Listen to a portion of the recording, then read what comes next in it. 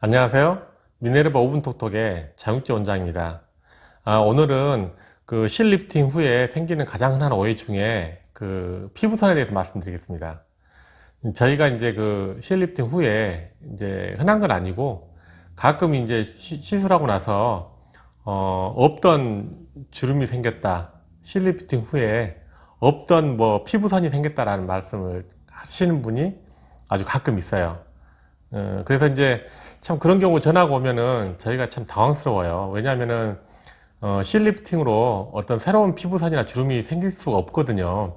그래서 이제 그런 경우는 이제 저희가 이제 선임을 병원으로 오시게끔 하신 다음에 이제 저희가 수술 전 사진을 굉장히 자세하게 찍거든요. 그래서 후레쉬 터트리고 찍고 또 안 터트리고 찍고 또 뭐 얼굴 정면서부터 또 이렇게 그 180도 좌우 90도씩 자세히 찍거든요. 그래서 이제 손님들은 이제 자기가 찍은 핸드폰 사진으로 이거 봐라, 이게 보이지 않냐라고 하지만은 이제 사실 가장 객관적인 거는 이제 저희 병원에서 이제 사진실에서 촬영한 이제 사진을 보여드리는 거죠. 그래서 이제 되게 이제 그 피부선이 생기는 그 유형을 보면은 피부선을 보면은 되게 이제 피부 옆선과 입가 주름이 대부분이죠. 그래서 그 피부선 옆선이나 그 피부선이 잘 보이는 시기는 첫 번째는 이제 수술 직후에 이제 좀 약간 붓기가 있을 때 이 피부선이 더 두드러져 보이기 때문에 평소에는 못 느끼다가 이제 그 어떤 피부선이 더 두드러져 보이니까 이게 새로운 피부선이 생긴 게 아니냐고 걱정하시는 분도 있고, 두 번째는 이제 수술을 하고 나서 이제 보통 한 달 정도 지나면 이제 웬만한 이제 그 회복기 다 끝나거든요. 그럼 이제 굉장히 얼굴 라인도 그 좋아지고 또 피부 형태도 굉장히 피부톤이나 혈행이 좋아지기 때문에 피부가 좋아 보여요. 근데 이제 피부선이 보이다 보니까 이제 좀 이제 이게 새로 생긴 게 아니냐고 걱정하시는 분들이 많아요. 그래서 이제 그 실리프팅 때문에 피부선이 새로 생긴 거나 아니면 주름이 생기거나 하는 경우는 아닙니다.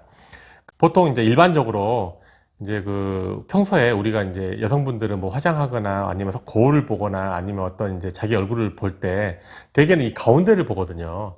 이 가운데를 주로 보다가 이제 수술 끝나고 나면은 이제 회복기 때 더 얼굴을 자세히 보는 거죠. 붓기는 좀 빠졌나, 뭐 수술은 어디 잘 됐나, 어디 이상한 것이 없나 하고 이제 그 어색한 얼굴 자주 보다 보면은 이제 그 얼굴의 주변부를 더 많이 보게 돼요. 그래서 그 원래 있던 피부선을 더 두드러지게 생각하게 되고, 이게 있었나? 이게 왜 이렇게 더 심해졌나? 하고 이제 걱정하시는 분들이 있는데, 되게 이제 그런 경우, 일반적일 때보다 수술 후에 이제 얼굴을 더 자세하게 보고 디테일하게 보기 때문에 그런 이제 없던 피부선이 생기고 없던 주름이 있는 것 같이 보이는 경우가 있습니다. 그래서 이제 그런 경우는 되게 이제 오해의 소지가 있는 거고요. 그게 이제 발생하게 된 그 배경을 보게 되면은 되게 이제 얼굴 표정 근육이나 아니면 이제 해부학적 요인이 있어요. 첫 번째는 이제 우리 얼굴에는 그 이렇게 피부 안에 보면은 이제 근육도 있고 골격도 있고 그다음에 그 얼굴 표정 근육이 굉장히 디테일해요. 오묘하게 되어 있고 굉장히 많아요. 그래서 이 근육들이 어떤 일렬로 있는 게 아니고 굉장히 우리 표정에 따라서 다양하게 있는 거고, 또 얼굴 안에 있는 어떤 지방의 분포라든지 또 어떤 우리가 어떤 웃음의 행태라든지 이런 것들이 많이 좌지우지 되거든요.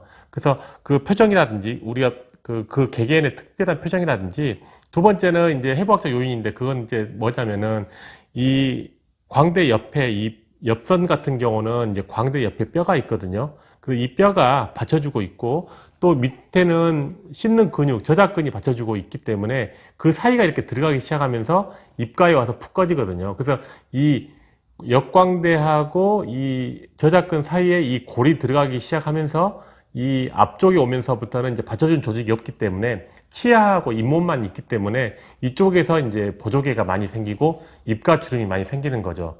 그래서 이제 그런 경우는 해부학적 요인이 되고, 평소에 피부 옆선이나 주름을 인지하지 못하다가 이제 뭐 발견되는 경우가 있는데, 그런 경우는 되게 이제 본인이 인지 못한 경우는 우리가 표정을 지어보면 알거든요. 미소를 짓는다든지 웃어 보인다든지 크게 웃게 되면은 그 없던 이제 피부선이 이제 보이게 돼요. 이제 그런 것도 이제 예를 들면 수술 후에 붓기가 있을 때 이제 그 어떤 새로운 피부선을 인지할 수 있거든요. 그래서 그런 거는 원래 있는 거다.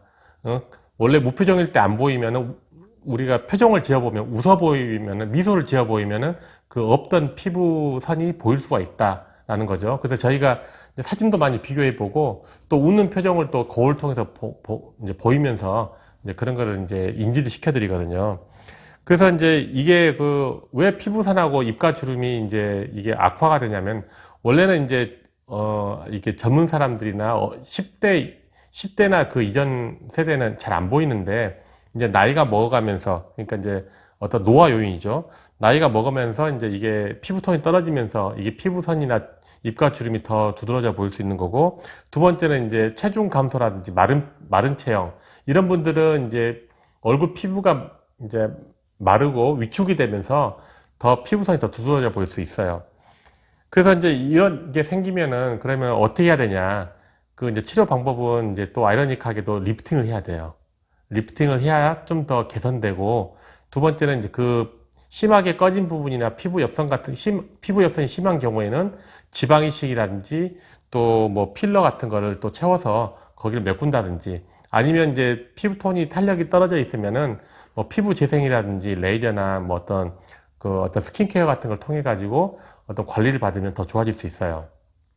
네, 오늘은 그 우리가 실 리프팅 후에 가장 많이 생기는 오해 중에 흔한 것 중에 하나가 피부선에 대해서 설명드렸습니다. 많은 도움이 되시길 바라고, 궁금한 내용이 있으면 댓글 달아주시고 좋아요, 구독 눌러주시기 바랍니다. 감사합니다.